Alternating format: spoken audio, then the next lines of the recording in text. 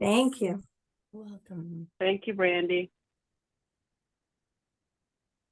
Hi, everyone. I am Sally Nawson Hoya. I am with the Office of Tribal Relations, and I will be your moderator for this session, which is session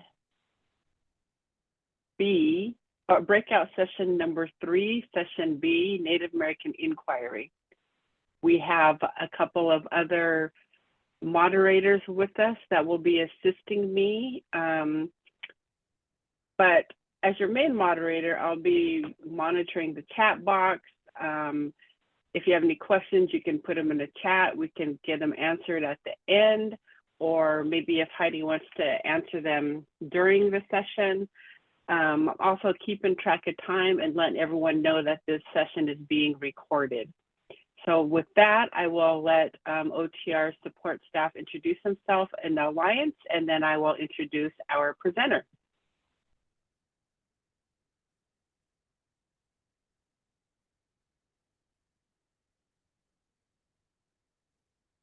Angela, do you want to introduce yourself?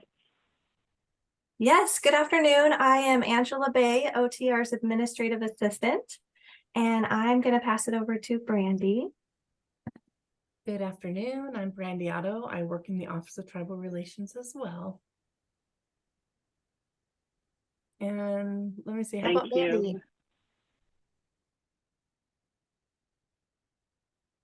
I can go. I'm Mandy Gillis, and I'm from the Alliance. I'm the social media and communications specialist. And I'll be monitoring the track and sending some links. Thank you, Mandy. So at this time, I would like to introduce Heidi Walker. Heidi's career with the state started in CPS investigations in 2006, followed by work in the Family Voluntary Services, CFWS, Family Reconciliation Services, and FTDM Facilitation and Supervision. From 2015 to 2019, Heidi served as the Indian Child Welfare Consultant and Tribal Liaison for Regions 5 and 6, where she supported 17 field offices and 15 Washington State federally recognized tribes. In 2019, Heidi accepted the position of the Native American Inquiry and Research Program Manager with DCYF, and she's tasked with developing, managing, and overseeing the Indian Child Welfare Legal, Native American Inquiry, and Relative Search programs. With much ado, here is Heidi Walker. Hello. You're up, Heidi. Thank you for that nice warm welcome. Wow. All right, well, we're here today to talk about Native American Inquiry. We'll be discussing really the importance of identifying Indian children as soon as possible when DCYF is working with a family, and then also looking at the steps that caseworkers must complete when they're referring referral over to our unit, the Native American Inquiry Unit. So first of all, why do we ask? Why are we asking about Native American ancestry when we're meeting with families? So first and foremost, ICWA is everyone's duty. We are guided by the 1978 Indian Child Welfare Act. And from it, Congress found that there is no resource that is more vital to the continued existence and integrity of an Indian tribe than their children, and that the United States has a direct interest as a trustee in protecting Indian children who are members or are eligible for membership in their Indian tribes. We are also guided by our own Washington State ICWA, which we passed in 2011, and then by our Washington State, DCYF policies and procedures.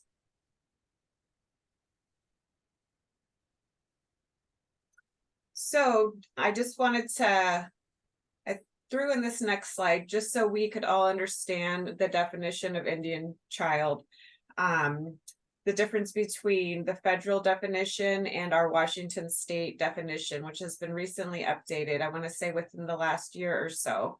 The federal Indian child welfare definition just defines the Indian child as an unmarried person under age of 18, either member of a federally recognized tribe, eligible for membership in a federally recognized tribe, and is the biological child of a member. So Washington State, like I said, within the last year or so, expanded our definition, and we are now recognizing children as Indian children if they're a member of the Indian tribe or eligible for membership. We deleted or revised the definition to not require the child to be a biological child of a member. Any questions on that? It's kind of wordy there. So for Washington State, just so everyone is aware, because I'm not sure of who was all in the audience, but DCYF is broken down into 6 regions across the state. And obviously in each of the regions, we have federally recognized tribes. We have 29 tribal partners in the state. So region 1, we're looking at Colville, Kalispell, and Spokane Tribe of Indians. Region 2 has Yakima Nations. Region 3 has Lemhi Nation, Nooksack, Stillaguamish, Samish, Sauk-Suiattle, Swinomish, Tulalip, and Upper Skagit. And we move down to region 4 with 2 tribes, Muckleshoot and Snoqualmie. Region 5 has 3 tribes, Port Gamble, Puyallup, and the Snoqualmish tribe. And then region 6 has 12 tribes, Chehalis, Cowlitz, Hoh River, Nisqually, Quileute, Jamestown S'Klallam, Lower Elwha, Makah, Quinault, Shoalwater Bay, Skokomish Indian Nation, and lastly Squaxin Island. So the most basic practice to follow for our DCYF employees is to have communication, coordination, and respect with our tribal partners.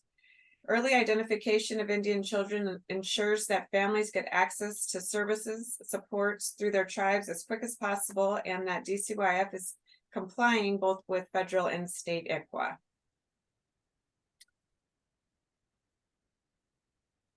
So per our policy and our RCW, determining a child's Indian status is made as soon as possible to serve the best interests of the child and the child's tribe. So our workers are required to ask of the family at their first meeting if there's any tribal affiliation. This is an example of the Indian Identity Request form that our staff must fill out with the families. And I'd like to just point out on the form. So when we do the training for new staff, we talk about how moms should not be signing for dads, dads not for moms. Both sides of the families need to be asked this question. It's very important that we're not just taking someone's word for it, and they may not have the full family history or background. So it's really important that we ask mom if she's not available, ask someone on her side or somebody that would realistically know this information, and same for dad. So per policy, after we fill this out, they need to upload it. So we have it in our system. Our system is called FamLink. Lastly, I'll point out on the form, if the name of the tribe is unknown and the family is reporting they believe or have been told that they have affiliation with a tribe, there's even a box on here. In the event that the family may not know the tribe they're affiliated with, we would send a inquiry to the BIA, the Bureau of Indian Affairs, just to see if they could assist with maybe some further background on the family we might not have, or a lot of times will give us a recommendation about possible tribes to contact. So even if the family is not reporting any Indian ancestry, we still have the requirement to fill out this form, have it signed, excuse me, and upload it. So we do have this on file for all families. So if they do have an affiliation, excuse me, they are then required to fill out a family ancestry chart. real quick, there's some helpful hints we give our staff that even if you've asked the family up front, ask again when we have more people at the table, maybe during a shared planning meeting or an FTDM, a family team decision-making meeting. Ask again. If a family reports they have an affiliation with a large tribe, we ask that our workers gather a little bit more information just so we can narrow it down in who we are reaching out to on behalf of the family. We always give the example of Chippewa having 22 bands, and then Sioux looking at 16 bands just here in the United States. So if a family says an answer of just Blake Sioux heritage, we really try to ask our staff if they can dig a little bit deeper, get some more information from the family. And then again, if the mother or father are for whatever reason not directly available, we ask that they can ask a representative from either side of the family to get more information. So here is an example of a family ancestry chart, and any information we have on the family, reaching out to the great-great-grandparents, we need to try to include in this chart. This gives the tribes the best information, the most comprehensive information in making that ICWA determination to see if they recognize the family. We just ask that staff, excuse me, include if the parent has been adopted, really just to not leave any line on this chart blank if possible, so there's no confusion that maybe a question isn't asked. So if there is no tribe affiliation identified, we ask that they put an unindicated, or if the name of the tribe is unknown, definitely write unknown tribe. So again, no one is guessing that possibly an answer was not entered or the questions were overlooked. Once the caseworker prepares this and includes their sources, my NAIR staff will then tackle the chart, do a familiar search to see if there's any additional information we can add to it. So if you ever see a chart or get a chart in the mail with an inquiry, you'll see the social worker's name, and then you'll see a dash and then a NAIR worker's name. So you'll know that NAIR has been involved and the chart has been finalized. So when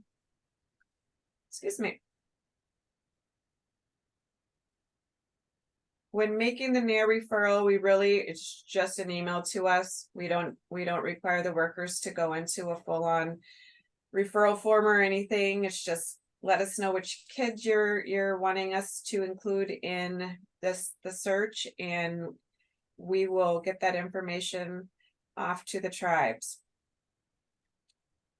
We start our search process really just creating a search card for each of the families. We list what is already on the family ancestry chart, and then if we were to find any additional information, we cite that source and add the additional tribes. I'll give you an example of why there may be an additional tribe.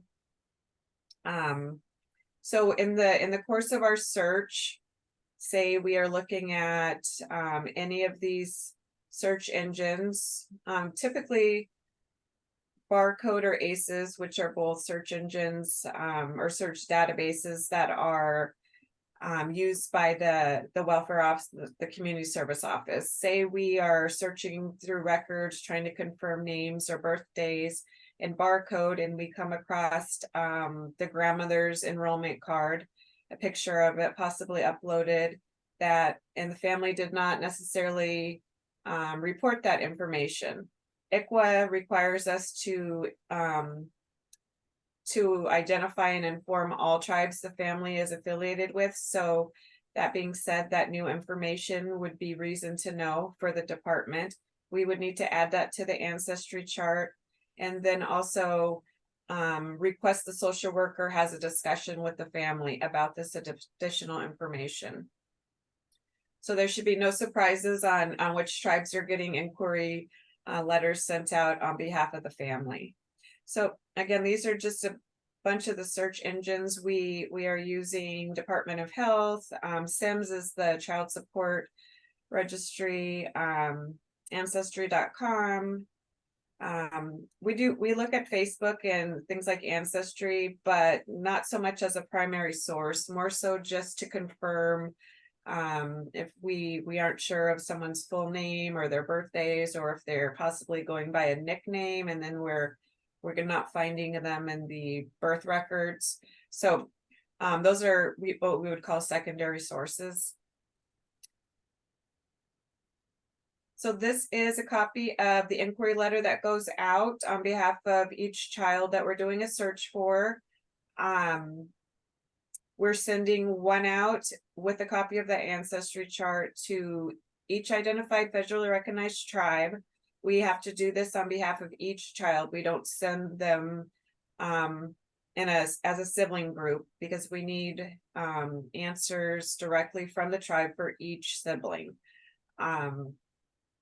So if we do not hear back from the tribe, we wait about 60 days, and then we'll send out a second inquiry. And then just for the Washington State federally recognized tribes, we have an agreement that we will send out a third inquiry if need be, 60 days following that second.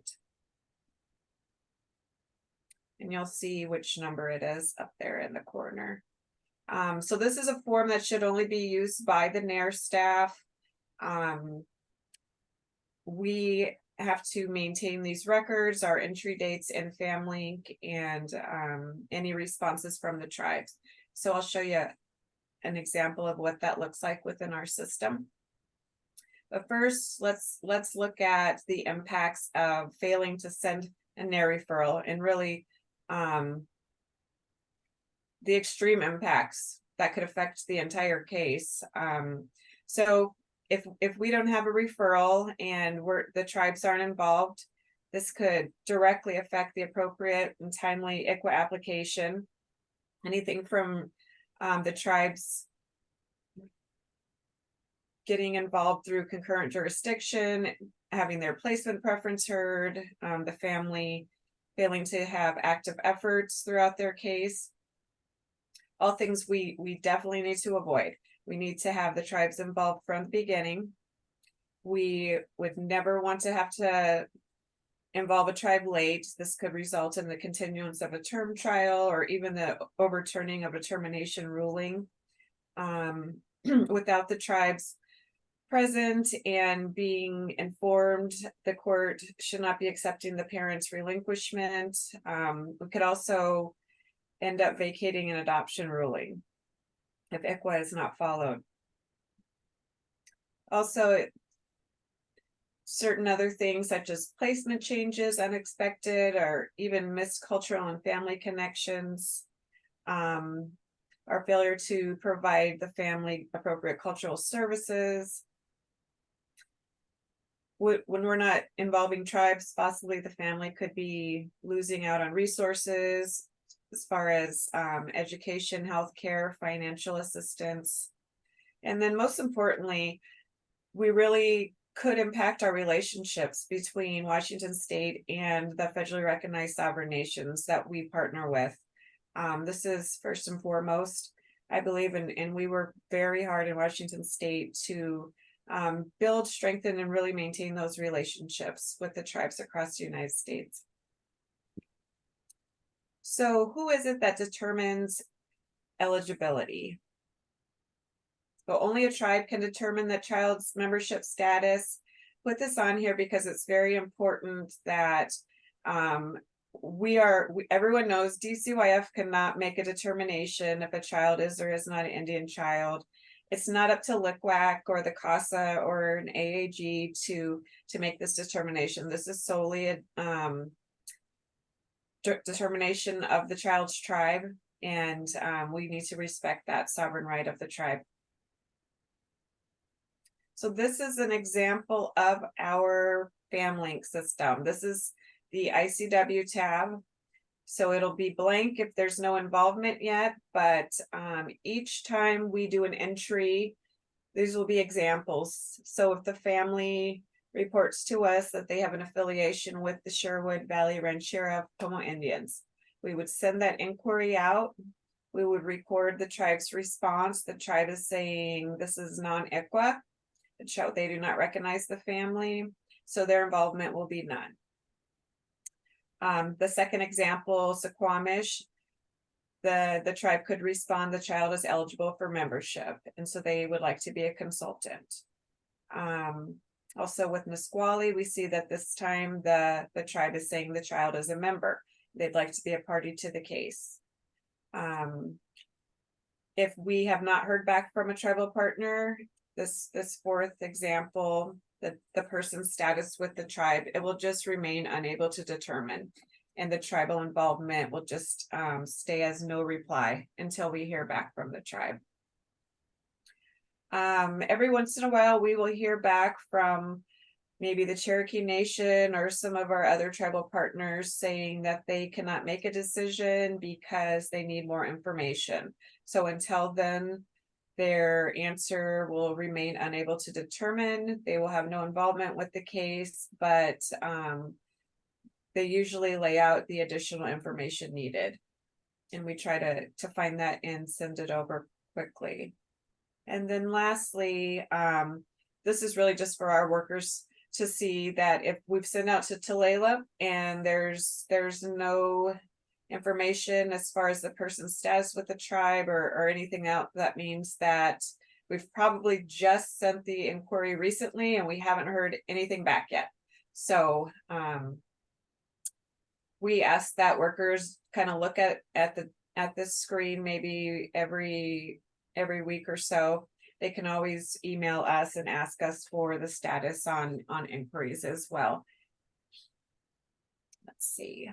All right, so just wanted to throw up the definitions that we're using within FamLink and what we are sharing with the courts. They're pretty self-explanatory. Again, the non-ICWA would be the tribe has responded that the child is not a member nor eligible for membership, and ICWA does not apply to their case.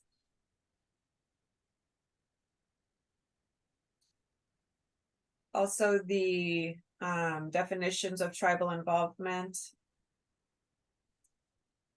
I always point out again that none means the tribe did respond. They will have no involvement. Their involvement level is none. Sometimes our staff get confused on, does that mean they haven't replied? No, the tribes have replied. They are just choosing not to be involved. They don't recognize the family.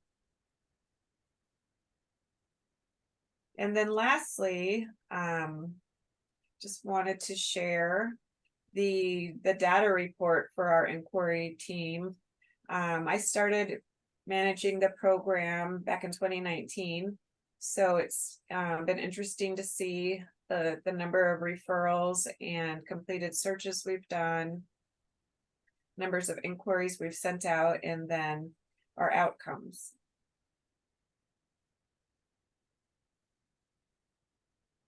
Does anyone have any questions about this work or the process? I feel like I kind of flew through that. Hi, Heidi. There's one question in the chat from Tina Miller. How Okay. does it work with the disenrolled members? So if the tribe is reporting that the child is disenrolled or the parents, what specifically?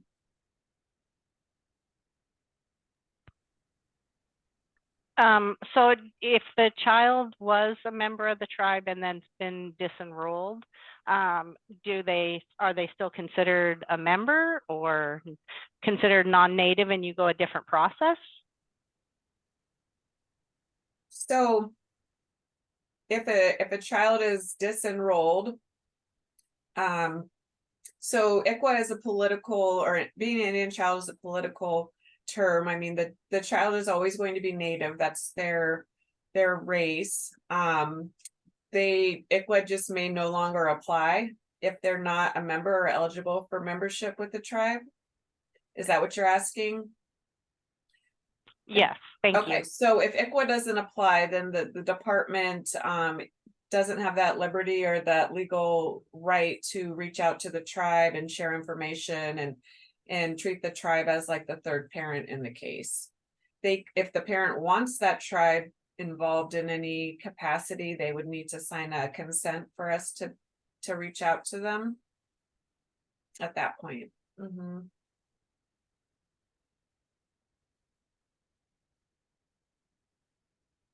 There's another question in the chat from Kelly. Do the tribe's responses to the inquiries populate in the court report? It is my understanding they Yes. still do. Yes. I know there's Yes, some actually plans they for do. Mhm. for some IT changes, but currently they do. Mhm. Yes, Kelly, they do populate into the court reports if their person management page for that child is updated for the ICW part, it will populate in a court report. There's another question. Can you see the chat, Heidi? I can, yeah. Kind of a I'm long reading one. it. Okay, Yeah. okay. Would that be possible to refer this customer somewhere?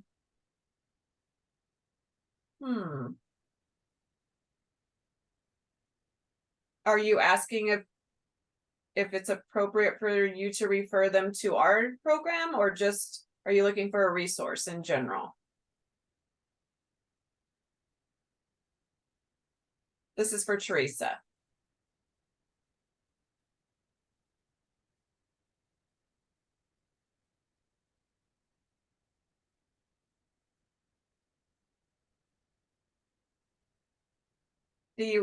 Are you answering in the chat? Oh, I'm sorry. I am definitely looking for a resource. Okay, so I think we'll write your name down, Kelly or Jeremy. Some of my team are here. Would you take Teresa's information down so we could find her a resource? So our department specifically can only work with the children that we are involved in through, DCYF involvement. But I'm sure we could look into something and get information over to you. Good question.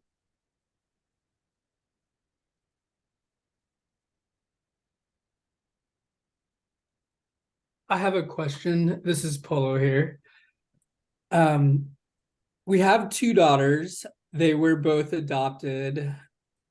At the time, their biological fathers are tribal members, but their mothers were non-tribal members. At some point, the fathers were no longer in the picture, so neither of them got enrolled. One of them just turned 18, and the other one, I believe, is 21. Is there a process by which they can go about this? I don't know if they are both. I don't know. That's the extent to what I know. So I'll stop there. Sorry. So being that they're 18 and 21, they could possibly reach out to the tribe directly and look into their own enrollment eligibility. It's going to be different with each tribe and the criteria and birth records.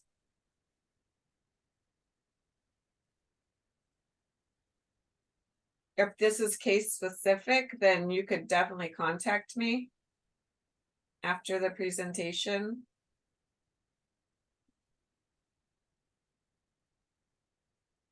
Thank you, Heidi. There's another question in the chat from Caroline. Could you talk a little bit about caseworker adherence to ICWA processes, the family ancestry chart, and the Indian identity request form?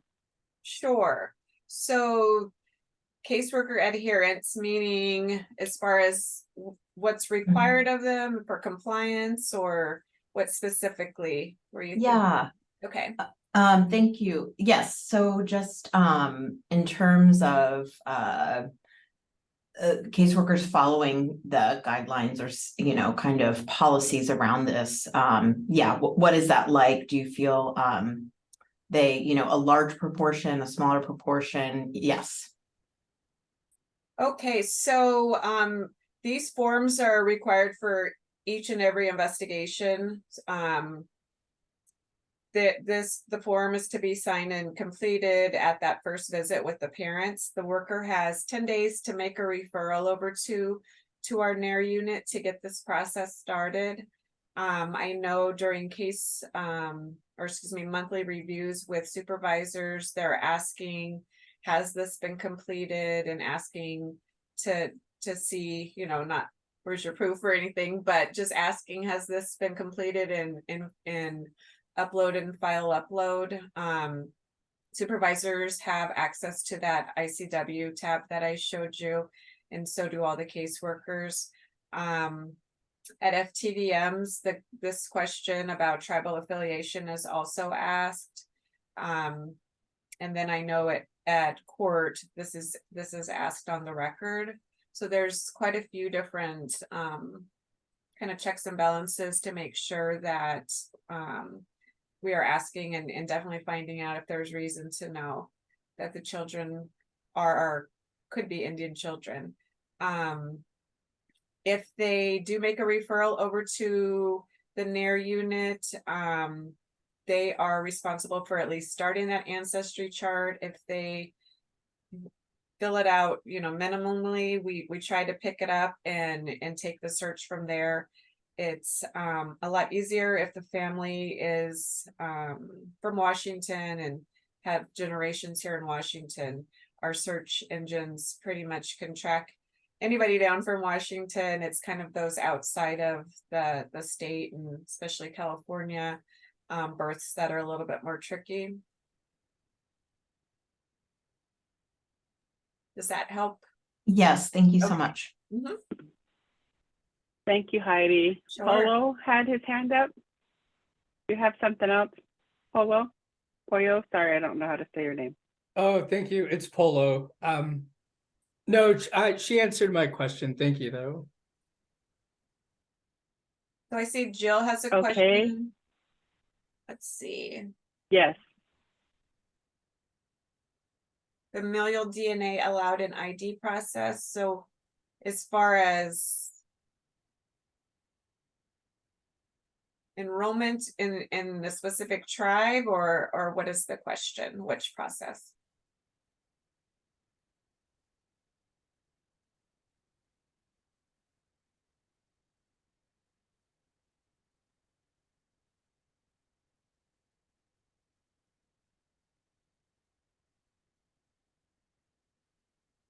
If the question is specifically about enrollment criteria, again, it's going to be different for each tribe. Each tribe is a sovereign nation, so they'll have their own criteria.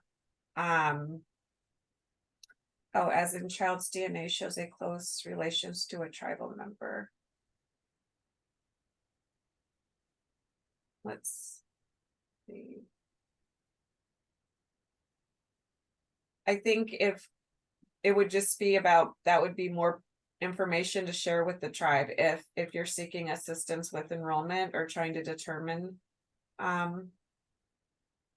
if they are eligible. If this information was shared with our staff, I mean, we could include a blurb about it in an email, but it's definitely not required. Are you referring to, like, sorry if I'm not understanding fully, are you referring to like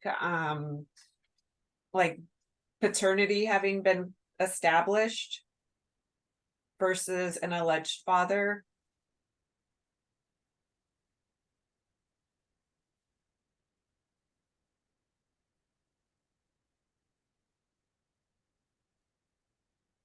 Seems like it would be up to the tribe of whether or not they accepted the DNA. I don't know how that would prove that they're because a lot of tribes have they require a minimum blood quantum from their Mhm. tribe. So I don't know if it would prove that. So I'm not sure if that's what you're asking, Jill.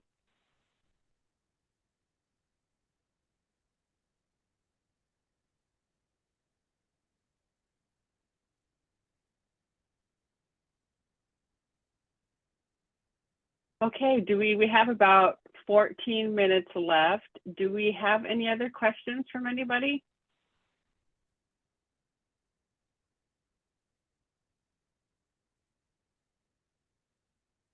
If not, you can put them in the chat, or you can email me or Heidi. Heidi, do you mind if I drop your information to the chat, your contact information? That's fine. Sorry, I thought I was on the last slide this whole time. There's my information. Jeremy Moots is the ICW legal soup that is currently also covering for the Native American Inquiry soup, as we are hiring. So if you have any specific case questions, he's always available, or myself. I know he's on this call, so hey, Jeremy, giving you a shout out. You might get some customers coming your way. Thank you, Heidi. Mm-hmm. Thank you, everyone, for your questions. Thank you, Heidi. We appreciate your time and your presentation. Very well written, as usual. Thank you. At this point, this will conclude the breakout session number 3.